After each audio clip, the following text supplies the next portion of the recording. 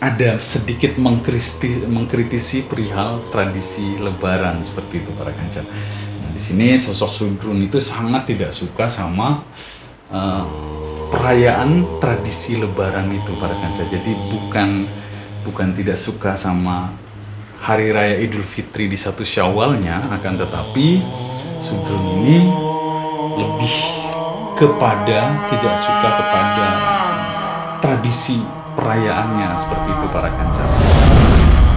Nah, nanti Sudrun akan bertemu dan dilanjutkan mewedar Sastra Jendrayuningrat oleh Candragupta yang orang banyak melihatnya itu adalah seorang gembel yang hidupnya tidur diletakkan di depan masjid seperti itu. Para kanca Misteri Timur Bumi, kali ini kita akan melanjutkan pendalaman sebuah novel karya dari Kiai Haji Agus Sunoyoto yang berjudul Sastra Jendrayuningrat Pangruating Diyu para kanca. Nah, di video-video sebelumnya sudah sangat panjang lebar kisah Sudrun dalam novel tersebut, yang mana beliau sedang mencari Tuhannya para kanca, sedang mencari Tuhan. Nah, bagi para kanca yang belum menyimak video-video sebelumnya, silahkan linknya ada di deskripsi atau kunjungi playlist Sastra Jendrayuningrat Pangruating Diyu.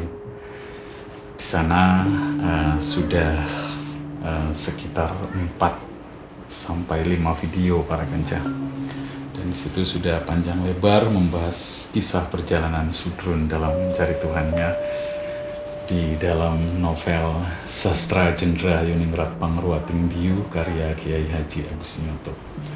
Dan di sini perlu digarisbawahi bahwasannya Sastra Jendrayuningrat Pangruating Diyu dalam konteks ini itu adalah sebuah tulisan berupa novel yang ditulis oleh Kiai Haji Agus Sunoyoto para kanca. Jadi bukan membahas perihal sastra jendranya yang sudah ada seperti itu para kanca. Jadi ini adalah sebuah perspektif Kiai Haji Agus Sunoyoto, lalu kemudian menggunakan istilah sastra jendra dan mendekatkan kisah sastra jendra yang ada dengan imajinasi dan keilmuan beliau, sehingga jadilah sebuah novel sastra jendra.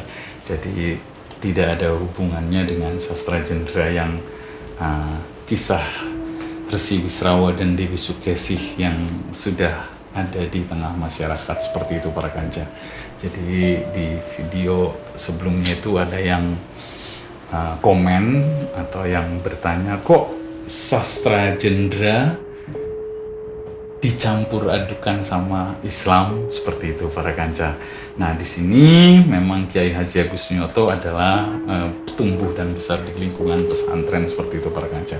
Jadi perspektif beliau dengan keilmuan beliau menangkap sastra jendra dari sudut pandang keilmuan keislaman yang diperolehnya seperti itu para kanca.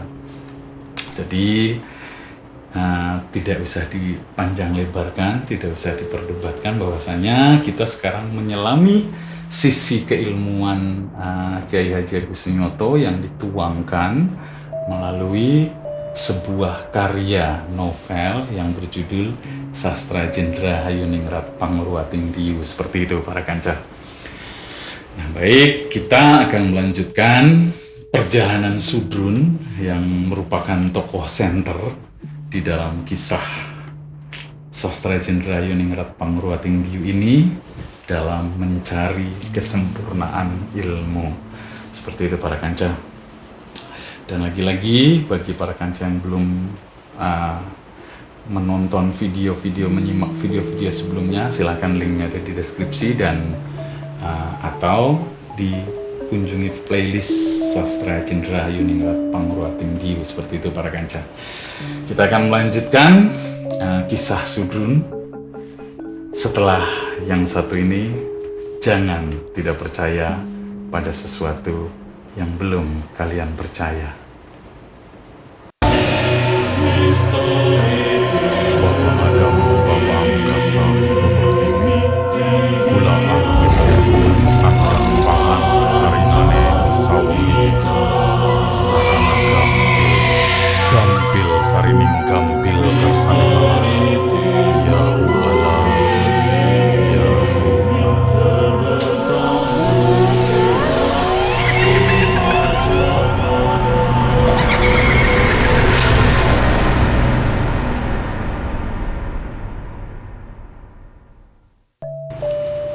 Di kisah sebelumnya, yaitu percakapan Sudrun di dimensi yang lain gitu, di sebuah area pemakaman keluarganya, saat itu dikisahkan dengan seseorang yang menurut Sudrun itu adalah Syekh Maulana Malik Ibrahim, seperti itu para kanca.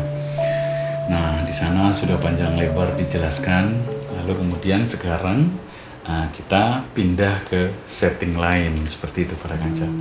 Nah, di sini Sudrun mungkin Kiai Haji Agus Sunyoto ada sedikit mengkritisi perihal tradisi Lebaran, seperti itu para kanca. Nah, di sini sosok Sudrun itu sangat tidak suka sama perayaan tradisi Lebaran itu para kanca. Jadi bukan tidak suka sama Hari Raya Idul Fitri di 1 Syawalnya, akan tetapi Sudrun ini lebih kepada tidak suka kepada tradisi perayaannya, seperti itu para kanca.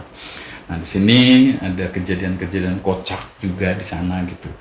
Kayak seperti perihal baju baru, lalu kemudian ada anak-anak ada tradisi pada masa itu ya, pada masa eranya Kiai Haji Agus Sunyoto, mungkin ada tradisi tukar menukar kartu lebaran, seperti itu para kanca. Dan ada juga tradisi surat menyurat gitu. Jadi mohon maaf lahir batin melalui kartu pos atau kartu lebaran, atau juga dengan surat, seperti itu para kanca. Nah, di sini banyak kisah lucu para kanca.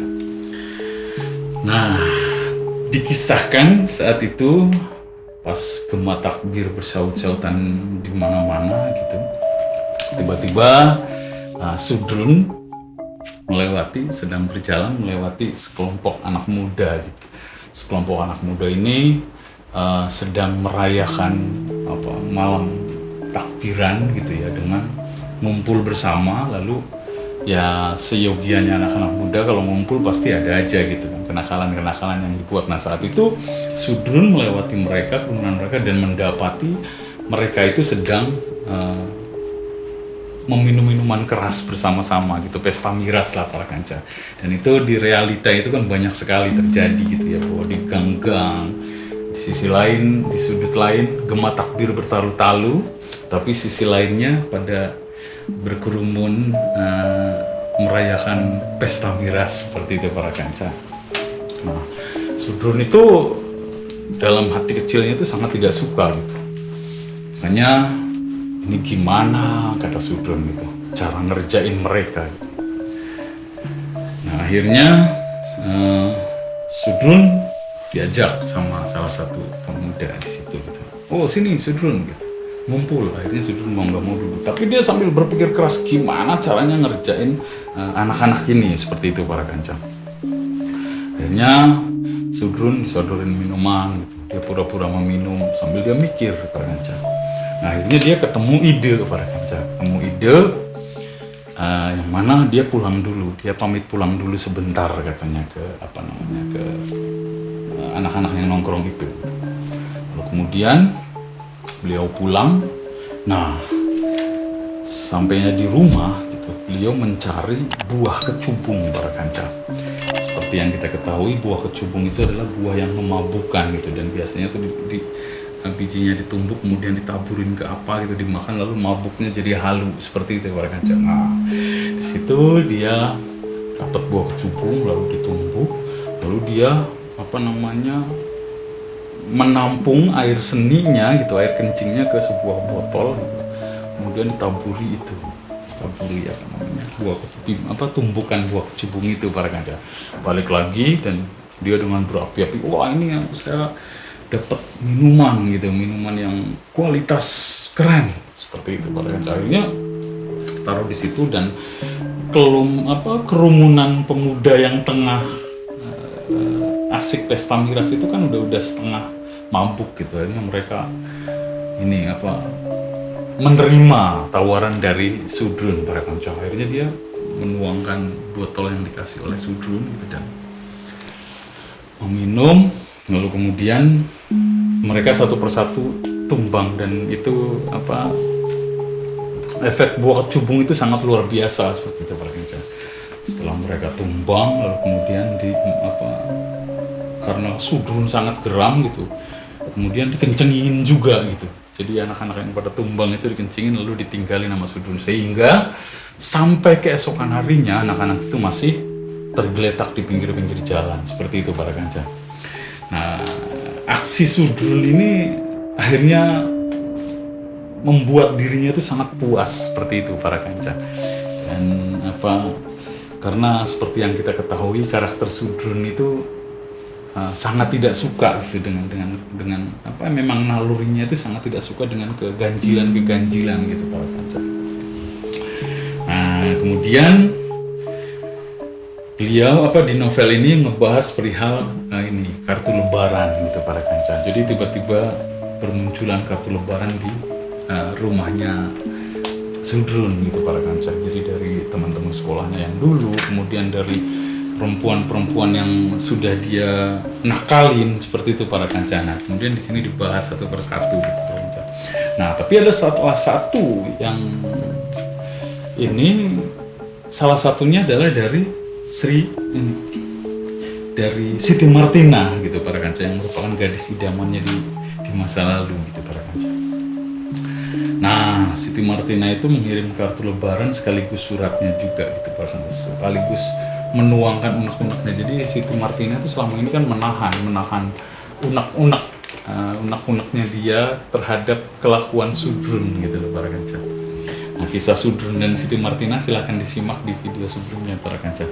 Nah, kartu pos itu bunyinya seperti ini para kanca, dan itu hurufnya besar semua gitu, suratnya itu surat dari Siti Martina itu bunyinya kira-kira begini para kanca.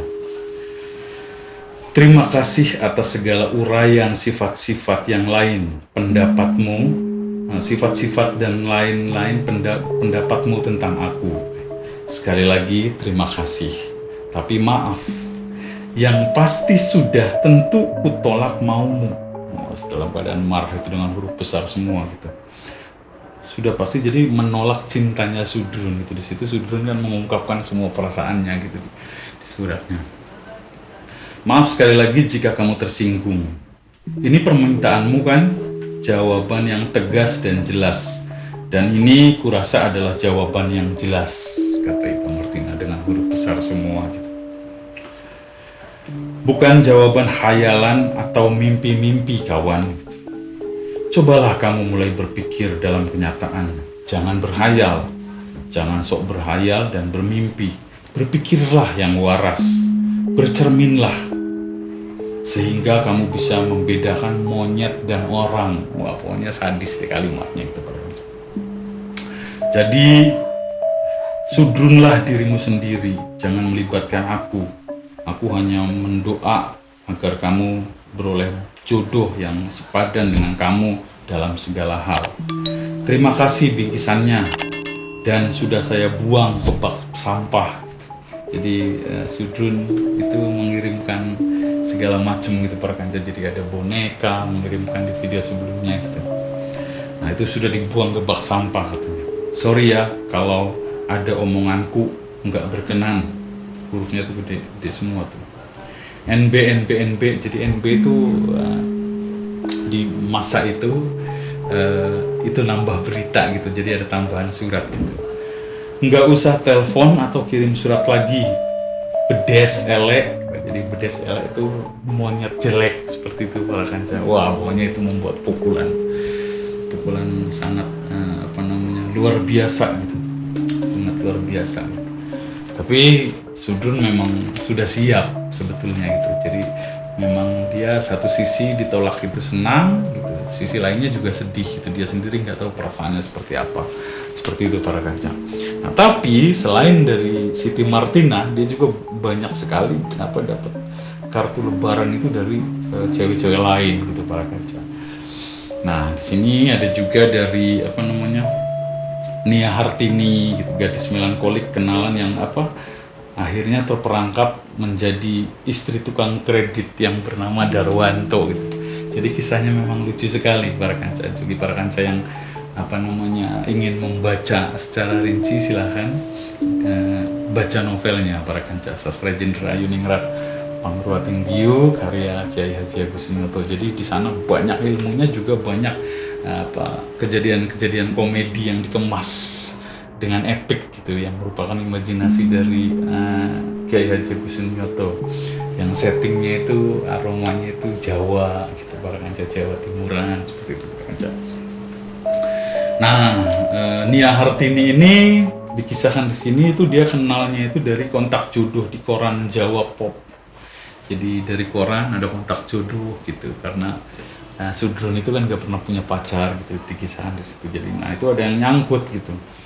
Nah itu akhirnya karena surat-suratan gitu, akhirnya si Nia Hartini ini terperangkap karena Sudrun ini memang jago menulis gitu, jago merangkai kata-kata gitu, sehingga si Nia Hartini ini kelepek-kelepek ceritanya gitu para kanca. Nah itu ngejar-ngejar terus tuh, ngejar si Sudrun, ngejar Sudrun gitu, dan bahkan sudah hayalannya tuh udah tingkat tinggi di dalam suratnya itu. Hayalannya udah tingkat tinggi dan ingin bersama Sudrun itu para kanca, dan itu sangat eksotis sekali gitu kalimatnya. Silakan para kanca baca sendiri, kita tidak akan sibuk di sana, tapi sangat lucu. Nah, lalu selain dari Nia Hartini, kemudian tadi akhirnya karena nunggu Sudrun si Nia Hartini tadi gitu, akhirnya dia nggak sabar gitu, sehingga ada yang ngedeketin. Nah di sini ceritanya itu tukang kredit gitu, tukang kredit keliling, tukang kredit panci dan sebagainya gitu para kanca. Nah di sini akhirnya dia mau menikah dengan Darwanto yang merupakan tukang kredit ini gitu para kanca. Nah Darwanto itu akhirnya mau nggak mau, Nia Hartini akhirnya mau nggak mau menerima lamaran Darwanto karena ngejar-ngejar Sudrun nggak bisa gitu. Dan bahkan Sudrunnya menjauh lah seperti itu para kanca. Nggak ngerti kenapa dan tidak dijelaskan juga di sini. Nah lalu kemudian ada lagi kartu lebaran dari Wiwi Sedanwati namanya para kanca. Ini lucu banget, Wiwi Sedanwati. Nah ini kisahnya lucu banget nih para kanca. Nah Wiwi Sedanwati ini dikisahkan di sini adalah seorang PSK gitu para kanca. Nah, itu intens tuh, Sudrun intens berkomunikasi sama dia sampai suatu ketika Sudrun berniat untuk mengajak Wiwi Sedanwati ini kencan gitu dengan semua geloranya gitu. Ini bawa mobil gitu, Sudrun pakai di sini dikisahkannya pakai mobil TAF gitu, jenisnya Jeep gitu para kanca. Nah ketemulah sama Wiwi Sedanwati ini para kanca. Lalu kemudian setelah Wiwi Sedanwati ini di dalam mobilnya gitu, Wiwi Sedanwati ini udah berkhayal gitu, udah berani, wah ini pasti sebentar lagi saya akan dibawa ke hotel, kemudian dilucuti bajunya perlahan-lahan seperti gitulah. Dikisahkan di novel ini nih unik sekali, jadi detail sekali gitu para kanca, pelan-pelan gitu seperti seolah-olah dibukain, sehingga pokoknya hayalannya udah luar biasa tuh di tengah perjalanan itu. Nah lalu tiba-tiba di tengah perjalanan itu di dalam tol si Sudrun itu menghentikan lajunya gitu, menghentikan laju kendaraannya, berhenti gitu. Lalu kemudian di sini di dalam suratnya itu di dalam suratnya Wiwi Sedanwati kepada Sudrun di hari Lebaran itu beserta kartu Lebaran gitu para kanca. Jadi di situ dikisahkannya alangkah jahatnya saat itu gitu. Apakah kamu masih mengingat aku adalah Wiwi Sedanwati yang dulu kamu perlakukan seperti ini gitu para kanca. Kamu tahu nggak saat aku berada di sampingmu di dalam mobil itu, aku udah berkhayal bagaimana kita akan masuk ke dalam sebuah hotel, lalu kamu dengan puasnya merekam seperti itu pada kanca. Tiba-tiba menghentikan, dan entah kenapa saat itu aku melihat kamu menghentikan laju kendaraan di sebuah ruas tol gitu yang panjang. Nah di situ pun aku masih sempat berpikir, kata Wiwi Sedanwati dalam surat, bahwa wah mungkin kamu akan melakukannya di sini di tengah tol seperti itu para kanca. Jadi saat itu Wiwi Sedanwati udah siap-siap seperti itu menerima gempuran serangan dari Sudrun seperti itu para kanca. Nah tapi alangkah jahatnya saat itu kamu wahai Sudrun, kata Wiwi Sedanwati. Tanpa diduga, tanpa disangka, tiba-tiba kamu menurunkan aku di tengah tol. Jadi rupanya Sudrun menurunkan Wiwi Sedanwati itu di tengah tol para kanca. Nah setelah si Wiwi Sedanwati turun, kemudian ditutup dan ditinggalin sama Sudrun. Nah alangkah kesusahannya aku saat itu, katanya nyetop semua kendaraan, nggak ada yang mau berhenti, malah melaju kencang karena dikiranya aku adalah kuntilanak, kata Wiwi Sedanwati seperti itu para kanca. Nah, itu luar biasa sekali gitu. Nah selain itu, nah di situ Sudrun mulai, oh iya ya, betapa jahatnya aku saat itu gitu, mulai taruh lagi gitu, di tengah sedihnya dia mendapat umpatan dari umpatan dari yang gadis idamannya gitu. Nah kemudian ini Wiwi Sedanwati mencurahkan kemarahannya juga gitu akibat ulah Sudrun. Jadi kayak seimbang lah seperti itu para kanca. Nah, Siti Martina tadi mengumpat-ngumpat, lalu kemudian ini yang tadi Nia Hartini juga mengeluarkan keluh kesahnya akibat kelakuan Sudrun gitu, yang tidak mau menikahinya. Kemudian ada lagi Isti Widiawati gitu, taruhlah yang dari kartu Lebaran dari Wiwi Sedanwati, kemudian ada lagi dari Isti Widiawati. Nah itu akhirnya Widiawati itu menikah dengan Margono gitu, anak tukang nasi pecel katanya gitu para kanca. Isti Widiawati ini para kanca. Nah Isti Widiawati ini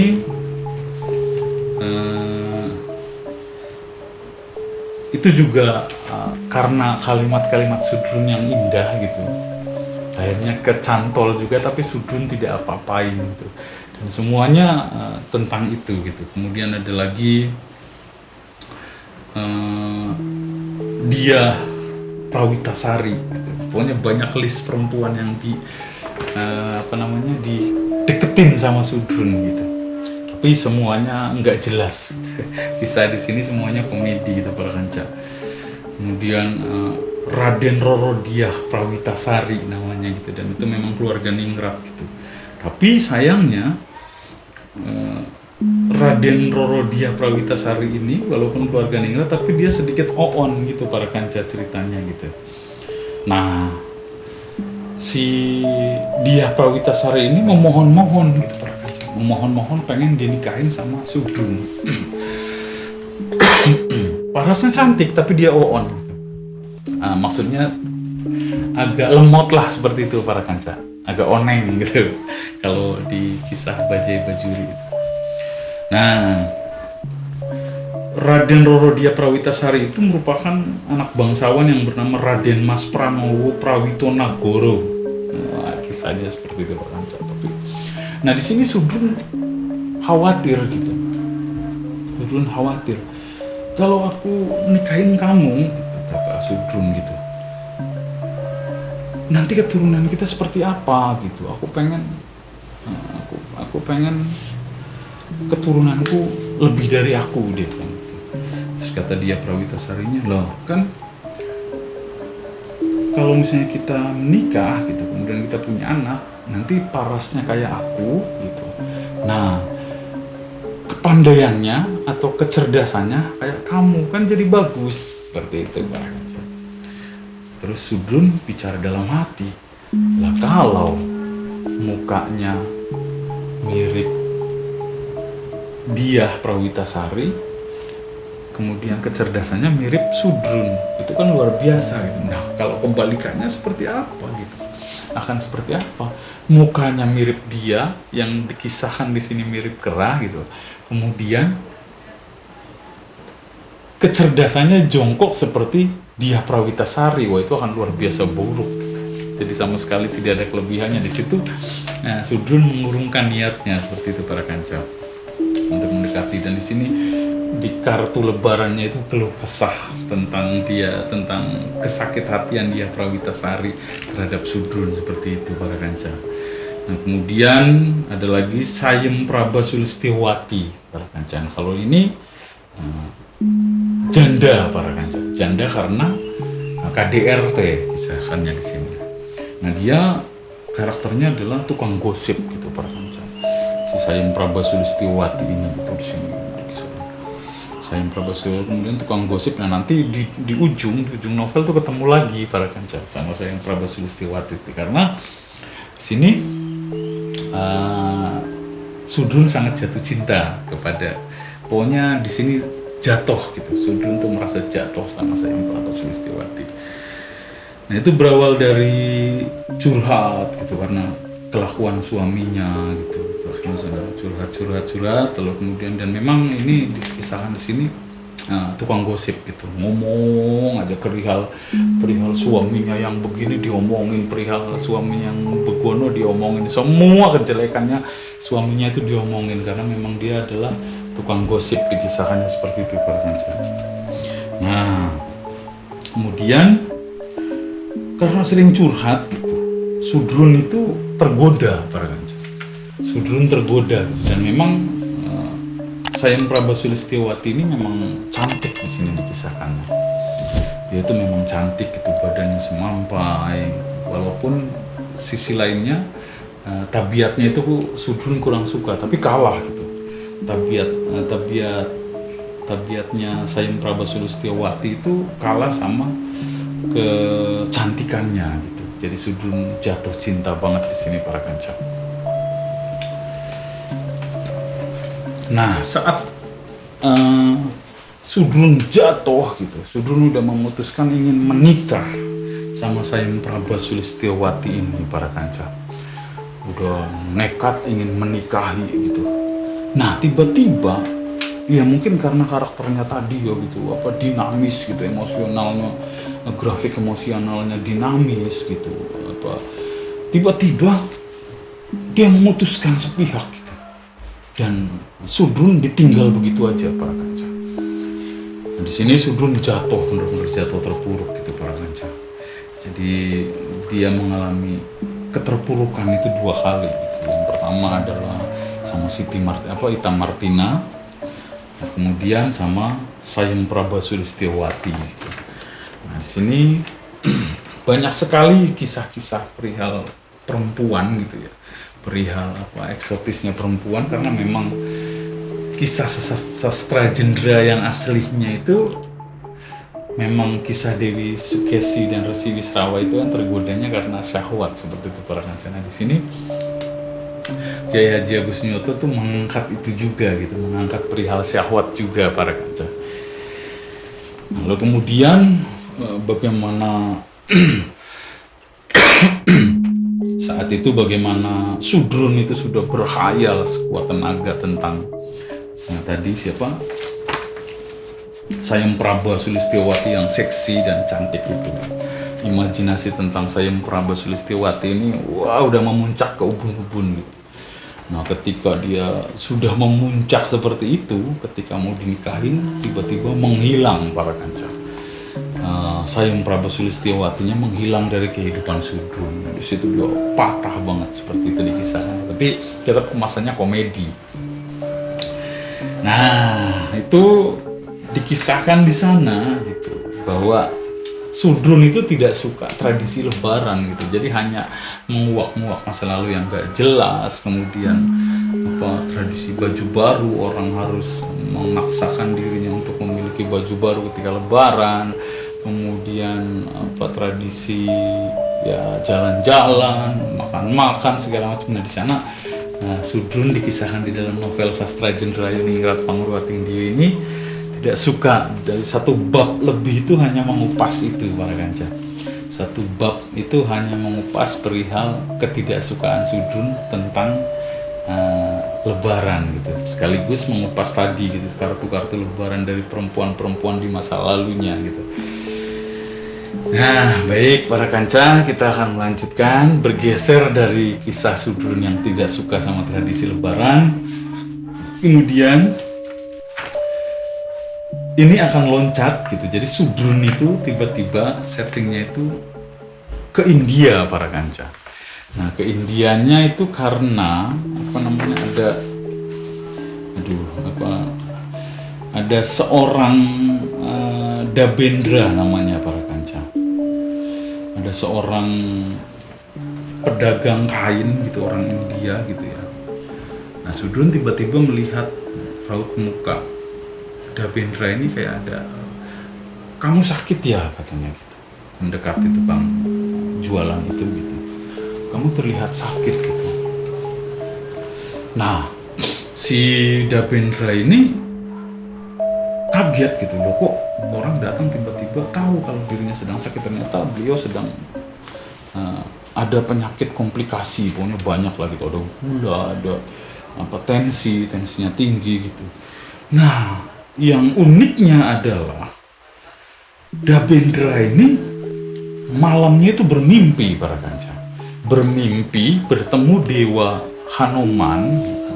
Lalu kemudian memberikan obat dan akhirnya penyakitnya sembuh gitu. Nah ketika bangun dia kesel gitu. Aduh, padahal di mimpi itu udah seneng banget gitu bahwa penyakitnya tuh akan segera sembuh. Padahal itu dirinya tuh udah pesimis banget gitu para kanca. Nah tiba-tiba keesokan harinya saat pesimis itu muncullah Sudrun yang notabene wujudnya itu seperti Hanuman dikisahkan di sini. Walaupun Sudrun sendiri sangat marah kalau ada orang menyinggung-nyinggung perihal Hanuman di depan mukanya gitu. Nah saat itu ketika Dabendra menceritakan perihal mimpinya, Sudrun itu hampir naik darah para kanca, udah marah kisahnya gitu. Tapi di situ nahan gitu. Iya, enggak gitu. Wah terima kasih gitu. Pasti engkau adalah Dewa Hanuman gitu. Dewa Hanuman yang akan menghilangkan penyakit yang aku derita, kata Dabendra itu. Nah saat itu yang uniknya lagi dikisahkan di sini, Sudrun itu punya intuisi gitu, tiba-tiba obatnya ini gitu, racikan jamu yang dia ketahui sejak kecil gitu para kanca. Jadi minum ini. Nah ketika dilakukan sama Dabendra, gak taunya semua penyakitnya itu hilang para kanca. Semuanya berangsur-angsur pulih gitu, gulanya normal, kemudian tensinya stabil lagi, kolesterol dan sebagainya itu semuanya kembali normal. Nah karena saking senengnya, akhirnya si Dabendra itu mencari Sudrun lagi kemana-mana, dan akhirnya diberi hadiah, mau dikasih harta lah gitu para kanca, rumah sama apalah, mobil apa kalau nggak salah gitu ya. Tapi ditolak sama Sudrun. Oh saya tidak kesana gitu ya. Sudrun lah, idealisme Sudrun yang nggak jelas itu para kanca. Akhirnya ditolak sehingga menawarkan bahwa kamu mau nggak ikut ke India. Nah di sini Sudrun tertarik para kanca. Sudrun tertarik pengen petualang ke India dan selain itu juga ingin meninggalkan masa kelamnya gitu dengan perempuan-perempuan tadi gitu, dengan teman-temannya, dengan Ita Martina dan sebagainya dan kisah-kisah yang selalu kelam gitu para kanca. Kisahnya itu selalu kelam. Nah dengan tawaran Dabendra ini, Sudrun akhirnya mengiyakan, ya saya mau berangkat ke India. Nah di sini berikutnya adalah settingnya itu di India para kanca. Nah di India nanti beliau akan menyambung gitu, nyambung dari leluhurnya yang tadi, yang sebelumnya gitu. Leluhurnya itu yang mewejang sastra jendra itu, yang tadi siapa, Syekh Malik Ibrahim, dan juga yang Pusponegoro ya, yang Pusponegoro dan Syekh Malik Ibrahim yang mewejang perihal sastra jendra. Nah nanti di India itu akan bertemu orang lagi yang akan melanjutkan perihal sastra jendra para kanca. Dan lagi-lagi Sudrun sama gitu, mengalami getaran hati yang luar biasa hebat di sana gitu. Nah di sana Sudrun itu akan bertemu dengan seorang gelandangan gitu ya, gelandangan yang seorang gelandangan yang kerjaannya itu di masjid, jadi diam di masjid gitu, diusir-usir sama orang, tapi waktunya sholat bareng, tapi dia gembel, dekil gitu para kanca, dikisahkannya di sini para kanca.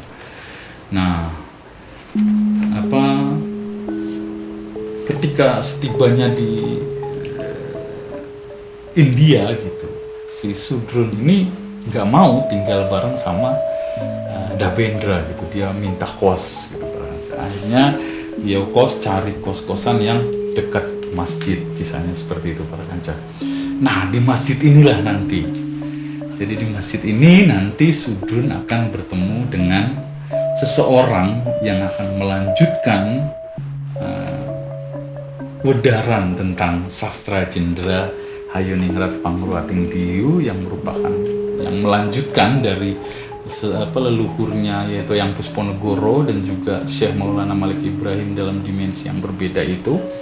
Nah nanti dilanjutkan kembalinya itu di India para kanca. Nah di India Sudrun akan bertemu seorang gelandangan lah gitu ya, dianggap orang gila oleh sekitarnya itu bernama Chandragupta para kanca. Jadi di masjid itu tuh udah terkenal banget, sosok Chandragupta tuh udah terkenal banget karena kegembelannya gitu para kanca, diusir-usir gitu, tapi dia rajin ngapuin gitu. Awalnya diusir gitu, sampai dibuang gitu, tapi balik lagi akhirnya sama masyarakat sekitar gitu, sama masyarakat sekitar itu dibiarkan akhirnya, yang penting jangan mengganggu gitu para kanca. Jadi dipantau terus gitu, takut nyolong ini nyolong itu, tapi ternyata tidak gitu. Chandragupta tuh hanya di situ aja udah gitu, jadi dekil gitu. Tapi Sudrun melihat Chandragupta itu ada perspektif yang berbeda gitu. Jadi Sudrun seperti biasa gitu di video sebelumnya, beliau mencium wangi kasturi gitu, walaupun aslinya itu bau banget gitu si Chandragupta tuh, sehingga orang-orang kabur gitu para kanca. Nah nanti Sudrun akan bertemu dan dilanjutkan mewedar sastra jendra Hayuningrat oleh Chandragupta, yang orang banyak melihatnya itu adalah seorang gembel yang hidupnya tidur diletakkan di depan masjid seperti itu para kanca. Kita akan melanjutkan karena sudah panjang sekali, kita akan melanjutkan wedaran Chandragupta perihal sastra jendra Hayuningrat Pangruating Diyu ini di India di video-video yang akan datang para kanca. Dan bagi para kanca yang sudah subscribe, kami ucapkan terima kasih yang sebesar-besarnya para kanca. Dan bagi yang belum subscribe, silahkan subscribe. Itu akan sangat bermanfaat sekali buat kami para kanca. Itu gratis, subscribe itu gratis, tekan loncengnya supaya selalu mendapatkan notifikasi dari setiap kami merilis video-video baru para kanca. Dan kita akan melanjutkan wedaran sastra jendra Hayuningrat Pangruating Diyu oleh Chandragupta di India kepada Sudrun para kanca di video-video yang akan datang. Akhir kata dari kami, misteri Timur Bumi, jangan tidak percaya, pada sesuatu yang belum kalian percaya.